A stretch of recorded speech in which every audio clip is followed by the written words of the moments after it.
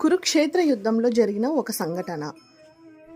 అర్జునుడికి కర్ణుడికి యుద్ధం జరుగుతుంది. ఆ యుద్ధంలో అర్జునుడు వేసిన బాణానికి కర్ణుడి రథం 10 అడుగుల వెనక్కి వెళ్తుంది. అదేవిధంగా కర్ణుడు వేసిన బాణానికి అర్జునుడి రథం 2 అడుగులు మాత్రమే వెనక్కి వెళ్తుంది.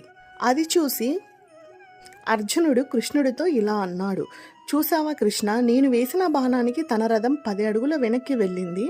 అదే ఆ కర్ణుడు వేసిన బాణానికి నా రథం 2 అడుగులు మాత్రమే వెనక్కి వెళ్ళింది. ఇంతేనా కర్ణుడి బలం అని ప్రశ్నించాడు.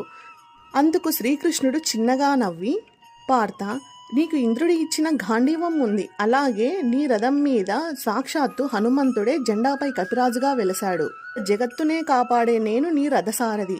ఇంతమందిని పెట్టుకొని కూడా నీ రథాన్ని తను 2 అడుగులు వెనక్కి వేసేలాగా చేశాడంటే అతని బలం ఎటువంటిదో ఒక్కసారి నువ్వే ఊహించు పార్థ అని అన్నాడు శ్రీకృష్ణుడు.